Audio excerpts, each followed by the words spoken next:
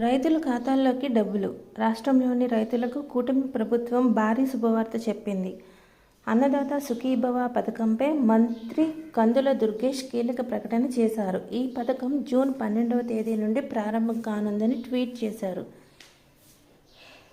ఈ పథకం ద్వారా అర్హత కలిగిన చిన్న, సన్నకారు రైతులకు ఏడాదికి 20,000 రూపాయల పెట్టుబడి సాయంగా ఇవ్వనున్నారు. ఇందులో కేంద్రం పీఎం కిసాన్ నిధులు 6,000 కలిపి ఉంటాయి. జూన్ 12వ తేదీన మొదటి విడత డబ్బులు నేరుగా ఖాతాల్లోకి జమ కానున్నాయి.